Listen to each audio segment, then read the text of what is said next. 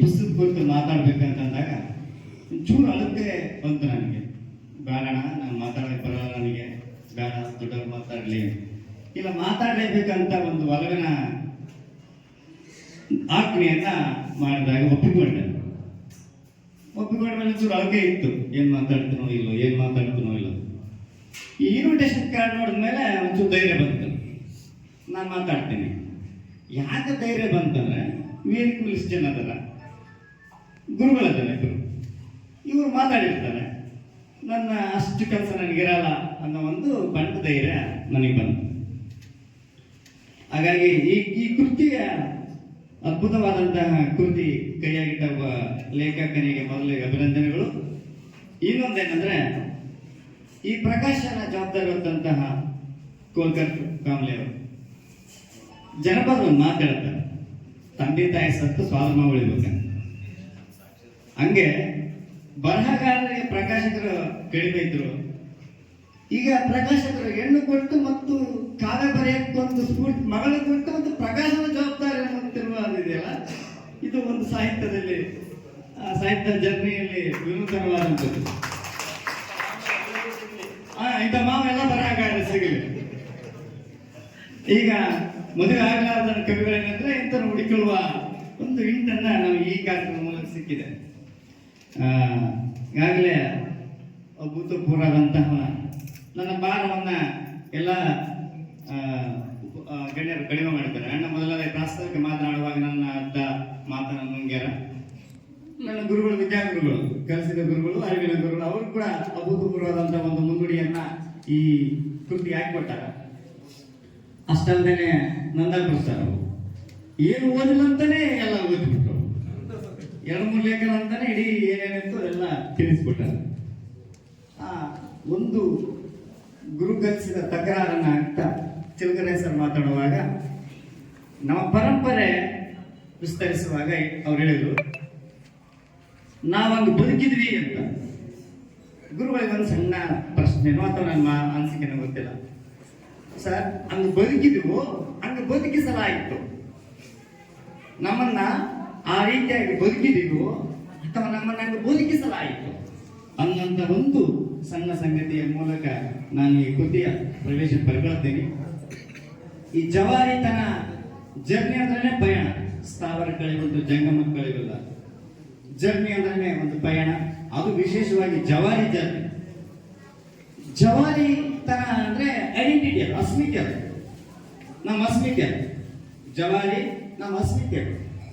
ಇವತ್ತು ಆಧುನೀಕರಣ ಭಾಗವಾಗಿ, ಜಾಗತೀಕರಣದ ಭಾಗವಾಗಿ ನಮ್ಮ ದೇಶಿತನವನ್ನ ನಾವು ಹಾಳು ಮಾಡಿಕೊಳ್ತಾನೆ ಬರ್ತಾ ಇದ್ದೇವೆ. ಇದೊಂದು ಅನುಭವ ಕಥನ ಅಂತ. ಈ ಅನುಭವ ಕಥನ ಇದ್ರ ಬಗ್ಗೆ ನಾವು ಮಾತಾಡಬಾರ್ದು, ಅನುಭವಿಸ್ಕೊಂತಾನೆ ಹೋಗ್ಬೇಕಂತಾನೆ ಆಗಲೇ ಆರಂಭದಿಂದ ಹಿಡ್ಕೊಂತ ಬಂದಿದ್ದೇವೆ. ಇಂಥದ್ದೊಂದು ಅನುಭವ ಕಥನದಲ್ಲಿ ಸಾವಿರಾರು ಸಂಖ್ಯೆಯ ಜೀವಕಾರುಣ್ಯದ ಪ್ರೀತಿಯ ಅಂಶಗಳು ಸಿಗ್ತಾನೆ ಹೋಗ್ತವೆ. ಆರಂಭದಲ್ಲಿ ನಾನು ಮಾತಾಡೋದಾದ್ರೆ, ಜಗತ್ತಿನ ಯಾವುದೇ ದೇಶದ ಸಾಹಿತ್ಯ, ಜಗತ್ತಿನ ಯಾವುದೇ ದೇಶದ ಸಾಹಿತ್ಯದ ಪ್ರಕಾರವಾಗಿರಲಿ, ಅದು ಸರ್ವೋದಯದ ಆಶಯ ಒಳಗೊಂಡಿದ್ರೆ, ಸರ್ವೋದಯದ ಗುರಿ ಕಡೆ ಸಾಗಿದ್ರೆ, ಅದು ಸರ್ವಕಾಲಿಕವಾಗಿ ನಿಲ್ಲುವ ಕೃತಿಯಾಗಿ ಬರುವಂತ. ಯಾವ ಕೃತಿ ಸರ್ವೋದಯದ ಆಶಯ ಒಳಗೊಂಡಿಲ್ಲವೋ, ಯಾವ ಕೃತಿ ಸರ್ವೋದಯದ ಆಶಯಗಳನ್ನು ತೆಗೆದುಕೊಂಡು ಹೋಗೋದಿಲ್ವೋ, ಆ ಕೃತಿ ಆ ಕಾಲಘಟ್ಟಕ್ಕೆ ಮಾತ್ರ ನಿಲ್ಲುವಂಥದ್ದು. ಇದು ನಮ್ಮ ಕನ್ನಡ ಸಾಹಿತ್ಯ ಪರಂಪರೆಯ ಸರ್ವೋದಯದ ಕನಸುಗಳನ್ನು ಬಿಟ್ಟುಕೊಂಡ ಅನೇಕ ಜರ್ನಿ ಇದೆ. ಪಂಪನಂತ ಹೇಳಿದ್ರು, ಅನೇಕ ಕನ್ನಡ ಕಾವ್ಯಗಳಿಂದ ವಚನ ಚಳವಳಿಯಿಂದ ಹಿಡಿದು ಬಸವಣ್ಣ ಆದಿಯಾಗಿ,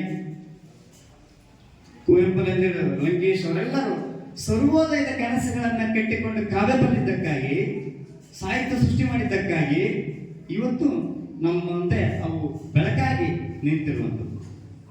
ಹಾಗಾಗಿ ಪ್ರತಿಯೊಬ್ಬ ಬರಹಗಾರನಿಗೆ, ಪ್ರತಿಯೊಬ್ಬ ಕೃತಿಗೆ ಒಂದು ಸರ್ವೋದಯದ ಕನಸನ್ನ ಒಳಗೊಂಡಿದ್ರೆ ಮಾತ್ರ ಅದು ಒಂದು ಒಳ್ಳೆಯ ಸಮಾಜವನ್ನು ನಿರ್ಮಾಣ ಮಾಡುವಲ್ಲಿ ಆ ಕೃತಿ ಯಶಸ್ಸನ್ನು ಕಾಣಬಹುದು. ಅದರೊಟ್ಟಿಗೆ ಮತ್ತೊಂದು ನಾನು ಅದು ಜರ್ನಿಯಲ್ಲಿ ನೆನಪು ಮಾಡಿಕೊಳ್ಳೋದಾದ್ರೆ, ತತ್ವಪದಕಾರರನ್ನ ಹಾದಿಯಾಗಿ, ವಚನಕಾರರನ್ನ ಹಾದಿಯಾಗಿ, ದಾಸರನ್ನ ಹಾದಿಯಾಗಿ ಅವರೆಲ್ಲರೂ ಜೀವಕಾರುಣ್ಯದ ಪ್ರೀತಿಯನ್ನ ಸರೋದಿತ ಕೆಲಸಗಳನ್ನ ಕಟ್ಟಿಕೊಂಡು ಸಾಹಿತ್ಯದ ಜೊತೆಗೆ ಸಮಾಜದ ಜೊತೆಗೆ ಮುಖಾಮುಖಿಯಾದಂಥವ್ರು. ಮತ್ತೊಂದು ಸಂಗತಿ ಹಂಚಿಕೊಳ್ಳಬೇಕಾದಂಥದ್ದು ಜರೂರತ್ ಏನೆಂದರೆ, ಈ ಸಂದರ್ಭದಲ್ಲಿ, ಪ್ರಸ್ತುತ ಸಂದರ್ಭದಲ್ಲಿ ಇತಿಹಾಸ ಮತ್ತು ಸಮಾಜಶಾಸ್ತ್ರದ ಮೇಷ್ಟ್ರ ದೊಡ್ಡ ಜವಾಬ್ದಾರಿ ಇದೆ. ಹಾಗಾದ್ರೆ ಉಳಿದ ಜವಾಬ್ದಾರಿ ಇಲ್ಲ ಅಂತಲ್ಲ ನನ್ನ ಮಾತು.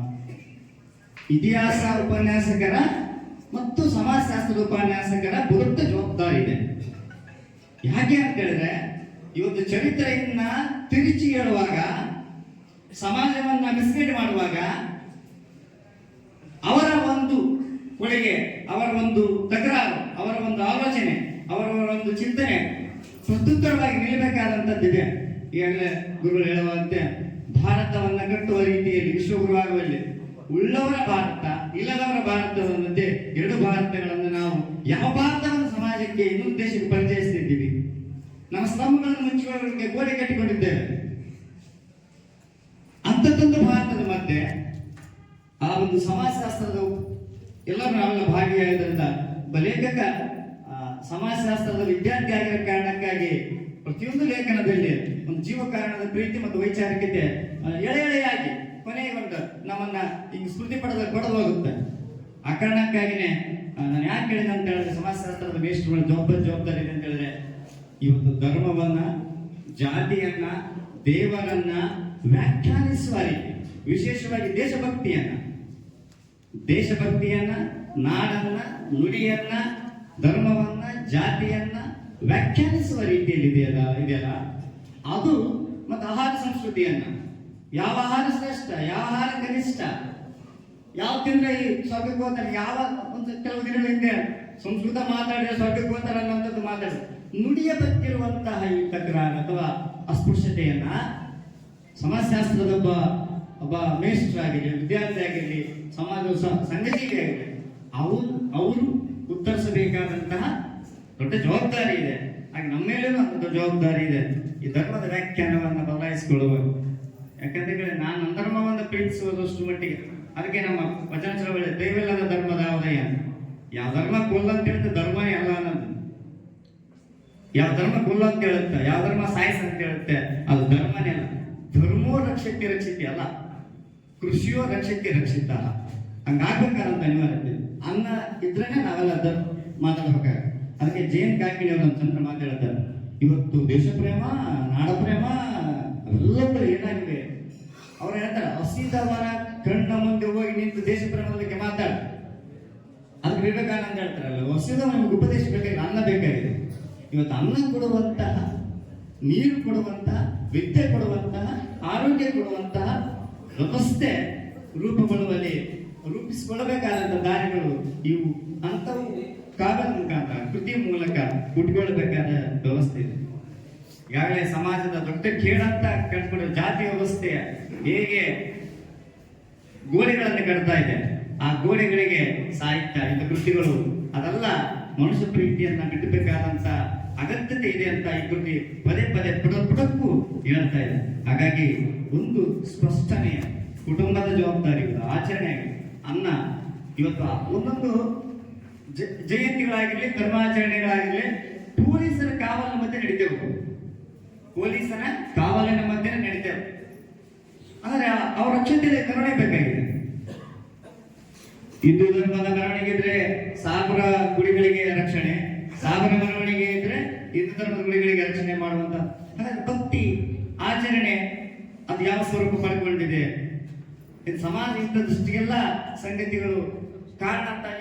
ಈ ಒಂದು ಸಂಗತಿಗಳನ್ನ ನಗುವಿನ ಮೂಲಕ, ಹಾಸ್ಯದ ಮೂಲಕ, ಕೈಸತ್ತದ ಮೂಲಕ ಒಂದಿಷ್ಟು ಅದ್ರ ಮುಖಾಂತರ ಹೇಳ್ತಾರೆ. ನಗ್ನ ಅಂದ್ರೆ ಬಟ್ಟೆ ಬೀಜದಷ್ಟೇ ಅಲ್ಲ, ನಮ್ಮೊಳಗೆ ಚರ್ಮ ಒಂದೈತೆ, ಮೋಹ ಒಂದೈತೆ. ಮೋಹವನ್ನು ಕಳ್ಕೊಳ್ಳುವ ರೀತಿ ಇದೆ.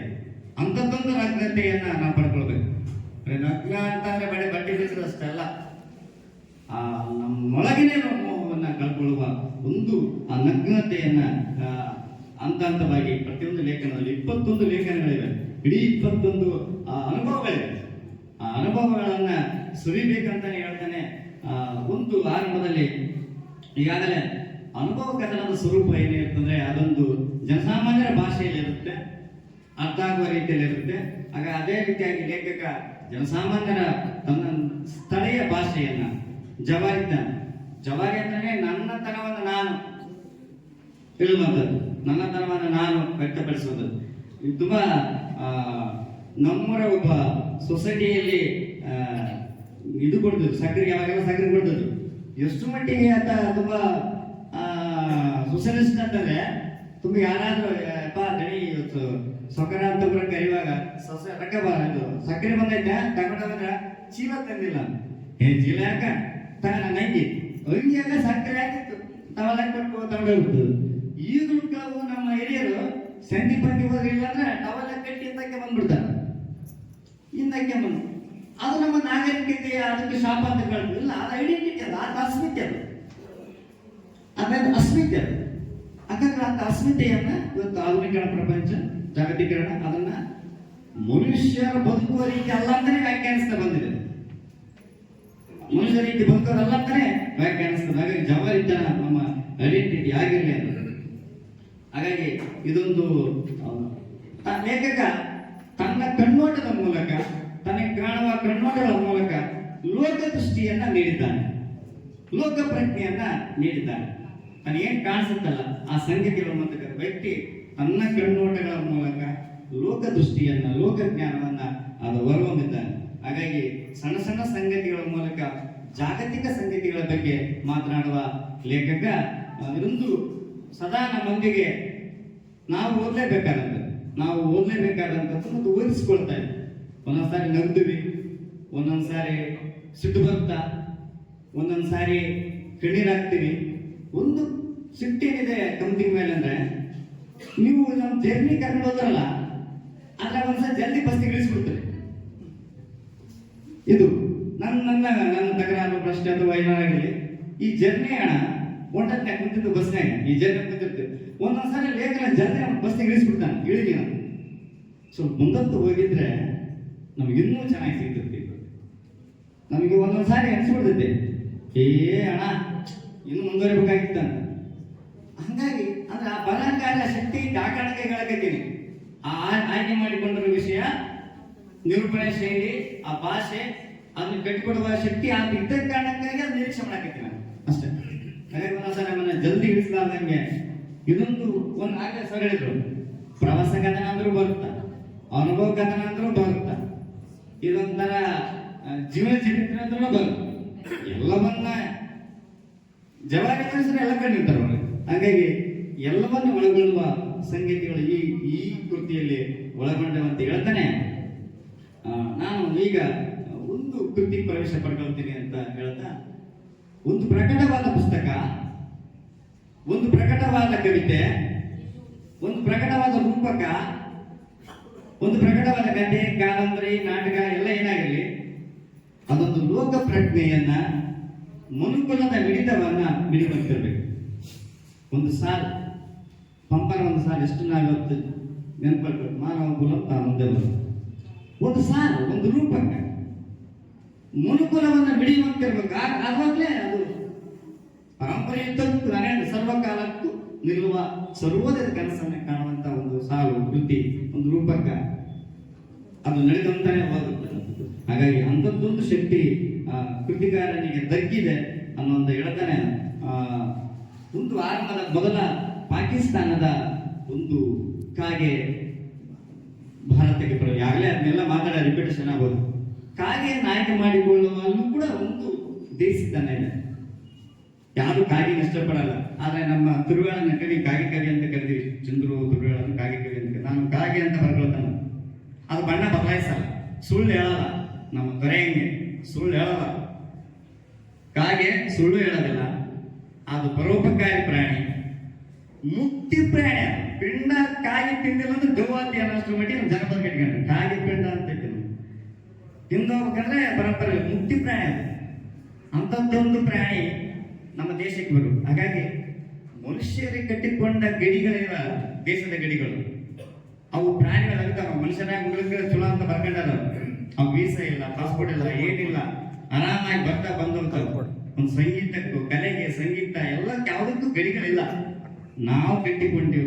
ಗಿಡ ಸ್ಫೂರ್ತಿ ಏನದ, ಅವು ಕಾಗಿನ ಬಂದೋಗ್ಯಾವ ಕಡೆಗೆ, ಆ ಕಡೆಯಿಂದ ಈ ಕಡೆಯಿಂದ ಆ ಕಡೆ ಆಡ್ತಾವ. ಅಷ್ಟು ಮಟ್ಟಿಗೆ ಸ್ವತಂತ್ರವನ್ನ ನಾವು ದೇಶದ ವ್ಯಾಖ್ಯಾನ ಮಾಡುವಾಗ ಈಗಾಗಲೇ ನಾವು ಪ್ರತಿ ಕೇಳ್ತಾನೆ, ದೇಶ ಅಂದ್ರೆ ಯಾವುದು, ದೇಶ ವ್ಯಾಖ್ಯಾನಿಸುವ ರೀತಿ ಯಾವುದು. ಗಿಳಿಗಳ ತೆಲುಗಿನಲ್ಲಿ ಇದ್ದಾರೆ, ದೇಶ ಮಂಟೆ ಮಟ್ಟಿಕಾರು, ದೇಶ ಮಂಟೆ ಶ್ರೀಮಕ್ಕಾರು, ದೇಶ ಮಂಟೆ ಜನ ಮಂಟೆ. ಜನರಿಲ್ಲದ ದೇಶವನ್ನು ಕಟ್ಕೊಳ್ಳೋದು ಹೋದ್ರೆ ಯಾವತ್ತೂ ಅದು. ಹಾಗಾಗಿ ಆ ದೇಶದ ಪರಿಕಲ್ಪನೆಯನ್ನ ಕಾಗೆ ಈ ಕಡೆಯಿಂದ ಆ ಕಡೆ ಅದು ಮೀರ್ತಾ ಇದೆ. ಅಂಥದ್ದನ್ನು ನಾವು ಪಡೆದುಕೊಂಡ ಗಡಿಗಳನ್ನ ನಾವು ಬೀರ್ಬೇಕಾದಂಥದ್ದು ಈ ಲೇಖನದ ಮೂಲಕ. ಪಾಕಿಸ್ತಾನದ ಕಾಗೆ ನಮ್ಮ ಇವತ್ತು ದೇಶ ಪ್ರೇಮ ಹೆಂಗಿರ್ಬೇಕಂತಂದ್ರೆ ಕಲಗಬೇಕು. ದೇಶ ಪ್ರೇಮ ಅಂದ್ರೆ ಕಲಗಬೇಕು. ಕೆರಳಿಸ್ತಾ ಇದ್ದೇವೆ, ದೇಶ ಪ್ರೇಮ ಕೆರಳಿಸುವ ವಸ್ತಾಗಿದೆ, ಅದು ಕಲಗಬೇಕು. ನಮ್ಮನ್ನ ಮನುಷ್ಯರನ್ನು ಕಲಗಲಿಲ್ಲ ಅಂದ್ರೆ ದೇಶ ಪ್ರೇಮ ಅಲ್ಲ, ಕೆರಳಿಸುವಂಥದ್ದಿದೆ. ಇವತ್ತು ಪ್ರದರ್ಶನಗಳು ಅವಸ್ಥೆ ಆಗಿದೆ. ಹಾಗಾಗಿ ಅಂಥದ್ದೊಂದು ಪಾಕಿಸ್ತಾನದಕ್ಕಾಗಿ ಅದ್ಭುತವಾದ ಲೇಖನದ ಮೂಲಕ ಕವಿತೆ ಲೇಖನ ಪುಟ ತೆರಕಂದು ಹೋದಂಗೆಲ್ಲ ಅಂತಂಥದ್ದು ಮನುಕುಲದ ಕಥೆಗಳು ಹುಟ್ಟುತ್ತಾನೆ ಹೋಗಿದೆ. ಇನ್ನೊಂದು ಸುರಪುರದೊಟ್ಟು ಸಿಂಧನೊಟ್ಟು ಸುರಪುರ, ಇದು ಮಾತುಗಳು ಎಂಥ ಮಾತುಗಳ ನಾವು ಆಡಬೇಕಾಗಿದೆ. ಮುಕ್ತ ಮಾತುಗಳನ್ನು ನಮಗೆ ಇರಬೇಕಾದ ಸಂದರ್ಭದಲ್ಲಿ ಮಾತಿಗೂ ಗೆರೆ ಬರೆಯಲಾಗಿದೆ. ಏನು ಮಾತಾಡ್ತೀವಿ ಅನ್ನೋದ್ರ ಮ್ಯಾಗ ನಿಂತಿದೆ ನಾವು. ಇವತ್ತು ಮಾತು ಕಟ್ಕಡೆಯಲ್ಲಿ ನಿಲ್ಲಿಸ್ತಾ ಇದೆ, ಕವಿತೆ ಕಟ್ಕಡೆಯಲ್ಲಿ ಹೋಗಿದೆ, ಮಾತಿಗೂ ಮಳೆ ಹೊಡೆಯಲಾಗದ ಸ್ಥಿತಿ ಇದೆ. ಹಾಗಾಗಿ ನಮ್ಮ ಮಾತುಗಳು ಏನಾಗಿರ್ಬೇಕು, ಮುಕ್ತವಾಗಿ ಮಾತನಾಡುವ ಸ್ಥಿತಿಗೆ ನಾವೊಂದು ತಲುಪಿದ್ದೇವೆ. ಹಾಗಾಗಿ ಮಾತಿಗೆ ಮೌಲ್ಯ ಮಾತುಗಳಾಗಿ ದುಡ್ಡು ಕಟ್ಟಕತ್ತೀವಿ. ಇವತ್ತು ನಮ್ಮ ಮನೆಗೆ ಯಾರಾಗಿದ್ರೆ ತಿಂಗಳಿಗೆ ಮಾತಿಗೆ 824,400 ರೂಪಾಯಿ ಕಟ್ಟಕತ್ತೀವಿ ನಾವು ಮಾತಿ ಟ್ಯಾಕ್ಸ್. ಮಾತಿಗೆ ಮುಕ್ತವಾಗಿ ಮಾತಾಡಕ 3 ಆಂಡ್ರಾಯ್ಡ್ ಫೋನ್ ಇದಾವ ಅಂತಂದ್ರೆ ಗಂಡ ಹೆಂಡತಿ ತಂದೆ ತಾವು ಮಕ್ಕಳು 800 ರೂಪಾಯಿ 3 ತಿಂಗಳಿಗೆ. ಹಾಯ್ ಹಲೋ ಅನ್ನಕ ಸ್ಟೇಟಸ್ನಕ್ಕ, ಎಲ್ಲಿದೆ ಬಾ ಅನ್ನಕ, ಎಲ್ಲಿದೆ ಬಂದ ಅನ್ನಕ. ನಮ್ಮ ಮನೆಯಿಂದ ತಿಂಗಳಿಗೆ 2,420 ರೂಪಾಯಿ ಪೇ ಮಾಡಕತ್ತೀವಿ. ಅಂಥದ್ದೊಂದು ಮುಕ್ತ ಮಾತುಕತೆ ಇಲ್ಲದ ಸ್ಥಿತಿಗೆ ನಾವು ತಲುಪಿರುವಂಥದ್ದು. ಹಾಗಾಗಿ ಸತ್ತು ಬದುಕಿದ ಕೂಸು ಈ ಲೇಖನ ಕೂಡ ಹೃದಯ ಸ್ಪರ್ಶವಾಗಿದೆ. ಹಾಗಾಗಿ ಪ್ರೀತಿ ಮಮಕಾರ ತುಂಬಿದ ಅದೊಂದು ಹಸ್ತ ಔಷಧಿ ಇದ್ದಂಗೆ ಅಂತ ಕೇಳಿದ್ರೆ ಇವತ್ತು ಅಪ್ಪಿಕೊಂಡು ಮಾತಾಡೋದನ್ನು ನಿಲ್ಲಿಸಿವಿ, ಮಕ್ಕಳನ್ನ ಅಪ್ಪಿಕೊಂಡು ಮಾತಾಡೋದು ನಿಲ್ಲಿಸಿವಿ, ತಂದೆ ತಾಯಿನ ಅಪ್ಪಿಕೊಂಡು ಮಾತಾಡೋದು ನಿಲ್ಲಿಸಿವಿ. ಒಂದು ಲೇಖನದಲ್ಲಿ ಬರ್ತದೆ, ಈಗ ಹೇಳ್ಬಿಡುತ್ತೇನೆ, ತಾಯಿ ಮಗನ ಸಾಕ್ಬೇಕು, ಆದ್ರೆ ಮಗು ತಾಯಿನ ಸಾಕ್ತಾ ಇದೆ. ಇಂಥ ಭಾರತವನ್ನು ನಾವು ಈ ಕೃತಿಯ ಮೂಲಕ ಇಂಥದ್ದೊಂದು ಇದೆ ಅಂತ ತೋರಿಸ್ಬೇಕಲ್ಲ. ಈ ಲೇಖನದಲ್ಲಿ ಅದು NSS ಪ್ರೋಗ್ರಾಮ್ ಅಲ್ಲಿ ಅವ್ರು ಹೇಳ್ತಾರೆ, ನೀಡೋದ್ನಾಗ ನಮ್ಮ ಒಳಗದಾಳ, ಊರಾಗದಾಳ, ಮನೆಗದಾಳ, ಆಗಿ ಒಂದಿಷ್ಟು ಉಪ್ಪಿಟ್ಟು ಕೊಡ್ರಿ ಅಂತೇಳಿ. ಸೊ ಅದು ಪ್ರೀತಿ ತುಂಬಿದ ನಮ್ಮನ್ನ ಸದಾ ಕಾಣುವಂತ ಲೇಖನದಲ್ಲಿ ಅನುಭವ ಅದು ಕೂಡ ಒಂದಾಗಿದೆ. ಹಾಗಾಗಿ ಪ್ರಾಥಮಿಕ ಆರೋಗ್ಯ ಕೇಂದ್ರಗಳಲ್ಲದೆ ಇರುವಂತಹ ಸ್ಥಿತಿಯನ್ನ ಆ ಲೇಖನ ಹುಟ್ಟಾಗ್ತದೆ. ಇವತ್ತೊಂದು ಏನಾದ್ರು ಅಲ್ಲಾಗ ಏನ್ ನಾವು ಕೊಡಕತ್ತೀವಿ, ಆರೋಗ್ಯ ಅಕ್ಷರ ಅದನ್ನು ಕೊಡಲಾರದೆ ಬೇರೆ ನಾವೆಲ್ಲ ಕೊಡ್ತಾ ಇದ್ದೀವಿ. ಹಾಗಾಗಿ ಪ್ರಾಥಮಿಕ ಆರೋಗ್ಯ ಸೌಲಭ್ಯ ಇಲ್ಲದಂತ ಒಂದು ಹಳ್ಳಿಗಳು ಇನ್ನೂ ಇವೆ. ನಾವು ಅವಾಗ ಡಿಗ್ರಿಯಲ್ಲಿ ಓದುವಾಗ ಬಸ್ ಹೋಗಲ್ಲ ಅಂತ ಹಾರಾಟ ಆಡ್ತಿದ್ದೀವಿ. ಈ ಬಸ್ ಹೋಗ್ತಾ ಇದ್ದೇವೆ, ಅಷ್ಟು ಮಟ್ಟಿಗೆ ಒಂದಷ್ಟು ಬದಲಾವಣೆಯನ್ನು ಕಂಡಿದೆ. ಹಾಗಾಗಿ ಸುರಪುರದ ಸಂಸ್ಕೃತಿಯಲ್ಲಿ NSS ನೆನಪು ಮಾಡಿಕೊಳ್ತಾ ಅವ್ರು ಇನ್ನೊಂದು ವಿಶೇಷ ಗಮನಿಸಬೇಕಾಗಿರೋದ್ರೆ ಗುರು ಶಿಷ್ಯ ಪರಂಪರೆಯನ್ನು ತುಂಬಾ ಚೆನ್ನಾಗಿ ಇಟ್ಕೊಡ್ತಾರೆ ಬಸ್ ನಿಲ್ದಾಣದಲ್ಲಿ. ಆದ್ರೆ ನಾ ಇವತ್ತು ಮೇಸ್ಟ್ರಾಗಿ ಯಾವ್ದಾದ್ರು ಹುಡುಗನ ಬಗ್ಗೆ ಜಾಸ್ತಿ ಹೆಸರು ಕೇಳಿದ್ನಂದ್ರೆ, ಅವನ ಹೆಸರು ಹೇಳಿದ್ನಂದ್ರೆ ಅವ್ನು ಬಂದ ಯಾಕೆ ಟಾರ್ಗೆಟ್ ಮಾಡಿದ್ರೆ ಅಂತ ನಾವು ಇವತ್ತು ನಾನು ಜಾಸ್ತಿ ಹುಡುಗನ ಹೆಸರು ಕರೆಯುವ ಸ್ಥಿತಿ ಇಲ್ಲ. ಅವ್ನು ಯಾಕ್ರಿ ಸರ್ ಪದೇ ನಾನು ಕಾಣ್ತಾನೆ ಕಣಿಗೆ ಬೇರೆ ಕಾಣೋದಾಗ ಯಾಕೆ ಟಾರ್ಗೆಟ್ ಮಾಡ್ದಂತ. ನಾವು ಡಿಗ್ರಿ ಹೋದಾಗ ಚಿಲ್ಕರೆ ಸರ್ ಬಾಯಾಗ, ರಘುರಾಮ್ ಸರ್ ಬಾಯಾಗ ಶರೀಫಾ ಅಂತ ಬಂತಂದ್ರೆ ಜ್ಞಾನಪೀಠ ಪ್ರಶಸ್ತಿ ಕೊಟ್ಟಾಗ ನಮಗೆ. ಗುರುಗಳು ನನ್ನ ಹೆಸರು ಜನರಲ್ಲ, ಶರೀಫಾ ಅಂತಂದ್ರೆ ಸ್ವತಂತ್ರ ವೈಬಿಟ್ಟಿಗೆ ದೇವ್ರು ಬಂದಾಗ ಅಲ್ಲ ದೇವ್ರು ಬಂದಾಗ ಆಗ್ತೇನೆ ಗೊತ್ತಿಲ್ಲ.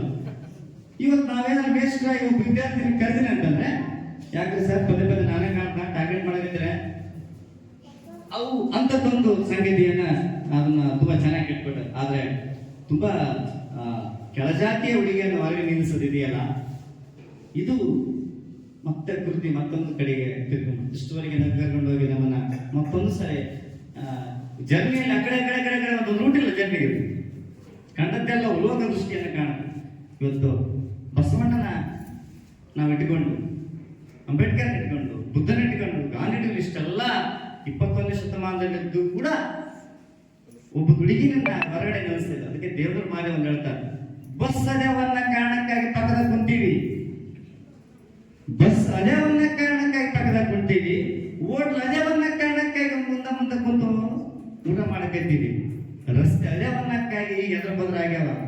ಇವಿಲ್ಲಂತಿದ್ರೆ ನಮ್ಮ ಪರಿಸ್ಥಿತಿ ಏನಾಗಿತ್ತು? ಆಗ ಗುರು ಹೇಳಿದ್ರು, ಅಂಬೇಡ್ಕರ್ ಹುಡ್ತಾ ಇದ್ರೆ ಅಂತಲ್ಲ, ಒಂದು ವೇಳೆ ಅವ್ರು ಓದಿ ಸಂವಿಧಾನ ಬರದೇ ಇದ್ರೆ ಸಂಕಟ ಹಿಂಗಾಗ್ತಿತ್ತು. ಅಂಥದ್ದೊಂದು ಸ್ಥಿತಿಯನ್ನ ಈ ಕೃತಿ ಮಾತಾಡಿಸಿ ಕೆಳಜಾತಿ ಹುಡುಗಿಯನ್ನ ಹೊರಗಡೆ ನಿಂದಿಸು ಅಂಥದ್ದೊಂದು ಸಂಗತಿಯನ್ನು. ಹಾಗಾಗಿ ನಮ್ಮ ಗುರು ಹೇಳಿದ್ರು ಪುಟ್ಟಯ್ಯ ಸರ್ 3 ರೀತಿಯಾಗಿರ್ತಾರ ಚಿಂತಕರು. ಅನುಯಾಯಿಗಳು, ಮೇಡಮ್ ಒಂಚೂರು ಮೇಸ್ಟಲ್ಲ ನಾವು ಸಂಘ 3 ರೀತಿಯಾಗಿರ್ತಾರೆ ಚಿಂತಕರು: ಅನುಯಾಯಿಗಳು, ಅನ್ವಯಿಗಳು, ಅಭಿಮಾನಿಗಳು. ಬಸವಣ್ಣನ ಅಭಿಮಾನಿ ಕೇಕೆ ಹೊಡ್ಯಾಕ ಯಾವ ಜಯಂತಿಯನ್ನ ಕೇಕೆ ಹೊಡಿತಾರೆ, ಅಂಬೇಡ್ಕರ್ ಜಯಂತಿ ಯಾವುದೇ ಜಯಂತಿ ಅಲ್ಲ, ಅಭಿಮಾನಿಗಳು ಜಗ್ಗಿ ಬಂದ ಸಿಗ್ತಾರೆ. ಅವ್ರಿಗೆ ಜಯಂತಿ ಐತೆ ಮೆರವಣಿಗೆ ಐತೆ ಬಂದ್ರೆ ಸಾಕು, ಮತ್ತೆ ಪೇ ಮಾಡ್ಬೇಕು, ಸುಮ್ಮನೆ ಬರಲ್ಲ ಅವರು, ಕೇಕೆ ಹೊಡ್ಯಾರ.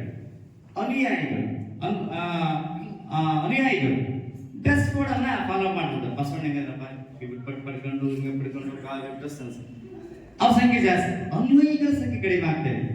ಆ ಆದರ್ಶಗಳನ್ನ ಪಾಲಿಸುವ ಸಂಖ್ಯೆ ನಮಗೆ ಕಡಿಮೆ ಆಗ್ತದೆ. ಹಾಗೆ ಬಸವಣ್ಣ ಬ್ರ್ಯಾಂಡ್ ಆಗ್ತಾನೆ, ಆತನನ್ನು ಫೋಟೋ ಪೂಜೆ ಮಾಡಲಾದ ನಾವು ತತ್ವಗಳನ್ನ ಮಾರಿ, ಅದಕ್ಕೆ ತತ್ವ ಮಾರಿ ತಟ್ಟೆಕೊಂಡವರು ನಾವು ಅಂತ ಒಬ್ಬ ಕವಿಯ ಸಾಲ ಮಾಡ್ಕೊಳ್ತಾನೆ. ಕೆಳಜಾತಿಯ ಹುಡುಗಿಯನ್ನ ನಮ್ಮ ಸಮಾಜವನ್ನ ಅದು ಇಂಟರ್ಪ್ರೇಟ್ ಮಾಡಿ ನಾವು ಇದೆಲ್ಲ ಯಾವುದೇ ತರದಲ್ಲ. ಒಂದು ಹರಿಯಾಣದಲ್ಲೇನು ಬಿಸಿ ಊಟದಲ್ಲಿ ಈಗಲೂ ಬಿಸಿ ಊಟ ಅಡಿಗೆ ಮಾಡುವ ಯಾರಾದ್ರೂ ತಳ ಸಮುದಾಯದ ಗಂಡುಮಗಳಿರ್ತಂದ್ರೆ ಬಹುತೇಕವಾಗಿ ಆ ಉನ್ನತವಾದ ವರ್ಗದಲ್ಲಿ ನಾವೆಲ್ಲರೂ ಉನ್ನತ ವರ್ಗ ನಾವೆಲ್ಲರೂ ತಪ್ಪಾಗ್ತ ಕೆಲವು ಆ ಮೈಂಡ್ ಸೆಟ್ ಇರೋ ಮಕ್ಕಳು ಉಣಿಸಲ್ಲ. ಅವ್ರ ಕೆಲಸ ಅಡಿಗೆ ಮಾಡ್ತಾರೆ ಅಂತ ಹೇಳಿ. ಅದಕ್ಕೆ ಸಮಾಜಶಾಸ್ತ್ರ ಯಾಕೆ ಜವಾಬ್ದಾರಿ ಜಾಸ್ತಿ ಅಂತಂದ್ರೆ, ತಿನ್ನ ಅನ್ನ ಹಸಿವಿದ್ದವನಿಗೆ ಯಾರು ಮೌಲ್ಯವಾಗಿ ಗೊತ್ತಾಗ್ತದೆ. ಹಸಿವಾದಾಗ ಏನು ವೆಜ್ಜು ನಾನ್ ವೆಜ್ಜು ಅಂತ ನಾವು ತುಂಬಾ 3 ದಿನ ಆಯ್ತು ಉಂಡಿಲ್ಲ, ಅವನು ಏನಾದ್ರು ಸಿಕ್ಕರೆ ನಾನು ವೆಜ್ ಅಂತ ಬಿಡೋದಿಲ್ಲ. ಅದು ಬದುಕಬೇಕಾಗಿ ಆಗ ಅನ್ನದ ಪರಿಕಲ್ಪನೆಯನ್ನ, ಆಹಾರದ ಪರಿಕಲ್ಪನೆಯನ್ನು ನಾವು ತಿಳಿಸಿಕೊಡುವಾಗ ದೊಡ್ಡ ಜವಾಬ್ದಾರಿ ಲೇಖಕರ ಮೇಲೆ ಇದೆ. ಅದು ಹಂಗಾಗಿನೇ ನೀವು ಏನನ ಅಂದ್ರೆ ಮೀನು ಹಿಡಿಕೊಂಡು ಹೊಂಟ್ಬಿಟ್ಟಿನ, ಇದು ಲೇಖಕಂದ್ರೆ ನಮ್ಮನ್ನು ಕರ್ಕಳ್ಸಲ್ಲ ಊಟಕ್ಕೆ ಮರಿಬೇಡಿ. ಹಂಗಾಗಿ ಈ ತರ ಇದೊಂದು ಆಹಾರ ಸಂಸ್ಕೃತಿ ನೀವೇನೋ ಅನ್ಕೊಳ್ಳಿ. ಹಾಗಾಗಿ ನಿಮ್ಮ ಐಡಿಯಾಲಜಿಗೆ ನಿಮ್ಮಲ್ಲಿ ಏನೋ ಗನ್ ಮಾಡಿ ಹೋಗಿ ಎರಡು ಮೀನನ್ನು ಹಿಡ್ಕೊಂಡು ಹೊಂಟಲ್ಲ ಅನ್ನೋದು ಇದೆಯಲ್ಲ, ಅದು ಆಹಾರ ಸಂಸ್ಕೃತಿಗೆ ಒಡದ ಸೆಡ್ ಅಂತ ಆಗಿದೆ. ಆಹಾರ ಸಂಸ್ಕೃತಿಗೆ ಒಡದ ಸೆಡ್ ಆಗಿರುವಂಥದ್ದು. ಹಾಗಾಗಿ ಬಸವ ತತ್ವಗಳನ್ನು ಗಾಳಿಗೆ ತೂರಿ ನಾವು ಬಸವನನ್ನ ಫೋಟೋ ಮಾಡುವಂತಹ ಸ್ಥಿತಿಗೆ ತಲುಪಿದ್ದು ದುರಂತ ಅಂತ ಹೇಳ್ತಾನೆ. ಸಂವಿಧಾನ ಬಂದು ಇಷ್ಟೆಲ್ಲ ಇದ್ದಾಗಲೂ ಸಹ ನಾವು ಮತ್ತೆ ಅಂಥದ್ದೊಂದು ಸಂಗತಿಗಳನ್ನ ಸಮಾಜದಲ್ಲಿ ರಿಪೀಟ್ ಆಗ್ತಾ ಇದೆ. ಆದ್ರೆ ಸರ್ ನಾನು ಡಾಕ್ಟರ್ ಆದೇ ಆಸೆ ಅನ್ನೋದು ಕಂಪ್ನಿಯವರು ತುಂಬಾ ಚೆನ್ನಾಗಿ ಹೇಳ್ಬೇಕು. ಸಮುದಾಯದ ಓದೋದೇ ದೊಡ್ಡ ಸಾಹಸ. ಅಂಥದ್ರಲ್ಲಿ ಡಾಕ್ಟರ್ ಆಗೋದಿದೆಯಲ್ಲ, ಅದೊಂದು ದೊಡ್ಡ ಗುರಿ ಮತ್ತು ಸಾಧನೆ ಅಂತಾನೆ ಬಾಳ್ಕೊಳ್ಬೇಕು. ಕೊನೆಯ ಲೇಖನ ಮತ್ತು ನನ್ನ ಲೇಖನ ಸೇಮ್ ಅನಿಸ್ಬಿಡ್ತಾರೆ. ಸೊ ಇವರು ತಾಯಿ ಮತ್ತು ನಾನು ಶೇರ್ ಮಾಡ್ಕೊಂಡು ಆಗಲೇ ಓದಿದ ಮೇಲೆ ಅಣ್ಣ ನಮ್ಮವನು ಹಂಗಲ್ಲ, ಈಗ ನಿಮಗೆ ನೌಕರಿ ಸಿಕ್ಕಿದೆ, ನೌಕರಿ ಸಿಕ್ಕಿಲ್ಲ ಮತ್ತೆ ಬೇರೆ. ನಾ ಯೂನಿವರ್ಸಿಟಿ ಕರ್ಕೊಂಡು ಹೋದಾಗ ಡಾಕ್ಟರೇಟ್ ತಗೊಂಡು ಬಟ್ಟೆ ಒಂದು ಪ್ರೆಷರ್ ಮಾಡ್ಕೊಂಡು ಹೋಗಿದ್ವಿ. ಹೋಗಿ ಡಾಕ್ಟರೇಟ್ ಪಡೆದು ತಗೊಂಡು ಯಾವಾಗ ಡಾಕ್ಟರೇಟ್ ಆದ್ಮೇಲೆ ಇದು ನೌಕರಿ ಏನಪ್ಪ ಅಲ್ಲಂಗೆ ಇಷ್ಟಕ್ಕೆ ಯಾಕೆ ಬರ್ಬೇಕು ಕರ್ಕೊಂಬಂದಿ, ಇಷ್ಟಕ್ಕೆ ಯಾಕೆ ಬರ್ಬಂದು ಕರ್ಕೊಂಬಂದಿನಿ ಆತನ ಅಂತ ನಾವು ಮೊದಲೆಲ್ಲ ಬರ್ತಿದ್ದಲ್ಲ ಅಂತಲ್ಲ. ಓಕೆ ನೊಂದವರಾದ ನೋವು ಮೈದತ್ರಲ್ಲ ನನಗೆ ಪೆಟ್ಟು ಒಂದೇ ಅನ್ನೋ ಸ್ಥಿತಿಯಲ್ಲಿ ನಾವು ಇದು ಬಂದಿದ್ದೇವೆ. ಹಾಗಾಗಿ ಇದ್ದದೊಂದು ಡಾಕ್ಟರ್ ಆದ ಪ್ರಸಂಗವನ್ನ ಅದ್ಭುತವಾಗಿ ಚಿತ್ರಿಸಿದ್ದಾರೆ. ಹಾಗಾಗಿ ಪಪ್ಪ ನಾಯಿಗೆ ಏನಾಯ್ತು ಅನ್ನೋದು ಕೇಳೋದಿದೆಯಲ್ಲ, ಅದು ಮಕ್ಕಳ ಒಂದು ಅಂತಃಕರಣವನ್ನ ಕೇಳಿಸ್ತಾರೆ. ಹಾಗಾಗಿ ಮಕ್ಕಳು ಕುವೆಂಪು ಹೇಳಿದಂಗೆ ವಿಶ್ವ ಮಾನವರೇ. ಇವತ್ತು ನಾವು ಗಣವೇಶಧಾರಿಗಳನ್ನಾಗಿ ಮಾಡಕತ್ತೀವಿ. ಮಕ್ಕಳ ಕೈಯಾಗ ಬಡಿಗೆ ಕೊಡಕತ್ತೀವಿ, ಮಕ್ಕಳ ಕೈಗೆ ಧರ್ಮ ಕೊಡಕತ್ತೀವಿ, ಮಕ್ಕಳ ಕೈಗೆ ಅಸ್ತ್ರ ಕೊಡಕತ್ತೀವಿ. ಆ ಅಂತಃಕರಣದ ಪಾಪವನ್ನ ಮಗಳನ್ನ ಅಂತಃಕರಣವಾಗಿ ಬೆಳೆಸೋದಿದೆಯಲ್ಲ, ಅದು ನಮಗೆ ಸಮಾಜಕ್ಕೆ ನಾವು ಕೊಡುವ ದೊಡ್ಡ ಕಾಣಿಕೆ ಅಂತ ಭಾವಿಸ್ತಾನೆ. ಹಾಗಾಗಿ ಆ ನಾಯಿ ಏನಾಯ್ತು ಅಂತ ಕೇಳುವ ಕಳಕಳ ಇದೆಯಲ್ಲ, ಅದು ಮಕ್ಕಳ ಒಂದು ಪ್ರೀತಿಯನ್ನ ತೋರಿಸ್ತದೆ.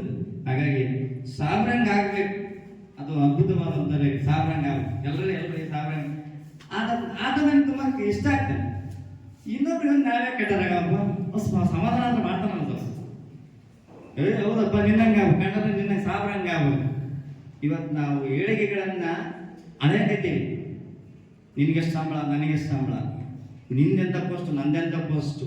ನಿಜವಾದ ಬದುಕಿನ ನಾವು ಕಳೆದಾದಂಗೆ ಆತ ಏನು ಓದೋದ ಮಗ ಸಾಬ್ರಂಗ್ ಇದ್ದಂಗೆ ಆಗು, ನಿನ್ನಂತೆ ಆಗು, ಅವ್ರಂಗೆ ಆಗುವಂತ ನಮಗೆ ಆದರ್ಶಗಳು ತೋರಿಸ್ತಾನೆ. ಆತನ ಮುಕ್ತತೆಯಲ್ಲಿ ಜೀವ ಪ್ರೀತಿ ಇದೆ, ಬೇಡುವ ಕೈ ನೀಡುವ ಅಂತ ಆಶಯ ಈ ನೆಲದ್ದಾಗಿರಲಿ. ಹಾಗಾಗಿ ದಿತ್ತಿನ ಮೌನೇಶ್ವರದಲ್ಲಿ ಇದ್ದಂಥ ಒಬ್ಬ ಸಾಧು ಸೌಹಾರ್ದತೆ ಪರಂಪರೆ ಇವತ್ತು ಅದನ್ನು ಕೂಡ ಬೇರೆ ಬೇರೆ ತರನಾಗಿ ತಿರುಚುವ ಪ್ರಯತ್ನಗಳಿದ್ದರೆ ಈ ನೆಲದ ಸೌಹಾರ್ದತೆಯ ಕೊನೆಗೆ ಕೂಗು ಅಲ್ಲಿಂದ ಆಗಿದೆ. ಹಾಗಾಗಿ ಬೇಡುವ ಕೈ ನೀಡುವಂತ ಸ್ಥಿತಿಗೆ ಬಂದಿರೋದು ಖುಷಿ. ಮೂಲವ್ಯಾಧಿ ಅಂತ ಗುರುಶಿಷ್ಯ ಸಂಬಂಧವನ್ನ ತಿಳಿಸ್ತಾ ಇದೆ. ಆಗಲೇ ನಾನು ಹೇಳ್ದಂಗೆನೆ ಒಂದಿಷ್ಟು ಇಡೀ ಲೇಖನ, ಇಡೀ ಒಂದು 21 ಲೇಖನಗಳು, ಒಂದು ಅನುಭವ ಕಥನಗಳು ಈಗಾಗಲೇ ನಮ್ಮ ಗುರುಗಳಿಂದ ಮುನ್ನುಡಿ ಬರ್ದಾರ, ಮತ್ತೆ ಮತ್ತೊಬ್ಬ ಗುರು ಬೆನ್ನುಡಿ ಬರ್ದಾನ. ಅದ್ರ ಮತ್ತೆ ಶಿಷ್ಯನ ಒಂದೆರಡು ಮಾತುಗಳು, ಅವ್ರು ಆಡಿಸಿದ ಮಾತುಗಳೇ, ನನ್ನ ಮಾತುಗಳೇನಲ್ಲ. ಒಬ್ಬ ಗುರು ಮುನ್ನುಡಿ ಬರ್ದು ಕಳಿಸ್ಯಾನ, ಇನ್ನೊಬ್ಬ ಗುರು ಬೆನ್ನುಡಿ ಬರ್ದಾರ. ತಕ್ಕ ಮಟ್ಟಿಗೆ ನಾನು ಇದನ್ನ ಓದ್ಬೇಕು, ನಾನು ಮಾತಾಡಿನ ಅಂತದ ನನ್ನ ಮಾತುಗಳು ಸರಿಬೇಕನ್ನೋ ಕಾರಣಕ್ಕಾಗಿ ಪ್ರತಿಯೊಂದರಲ್ಲಿ ಇವತ್ತು ದೇಶ ಪ್ರೇಮ ಕಾಲಕ್ಕೆ ಬೇಕು, ಅದು ಕೆಳಿಸಬಾರ್ದು ಅನ್ನೋ ಸ್ಥಿತಿಯಲ್ಲಿ ಈ ಲೇಖನ ಪುಸ್ತಕವನ್ನು ಓದ್ಲಿ.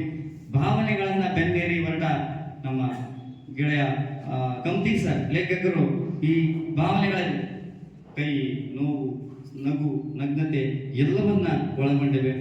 ಮನುಷ್ಯನಲ್ಲಿ ಶಿಕ್ಷಣ ಮಾನವ ಪ್ರೀತಿಯನ್ನು ಉಳಿಸುವಲ್ಲಿ ಶಿಕ್ಷಣದ ಮಹತ್ವ ಎಂಥದ್ದು ಅಂತ ಇದ್ರ ಮೂಲಕ ಅವರು ತಿಳಿಸ್ತಾನೆ ಹೋಗ್ತಾರೆ.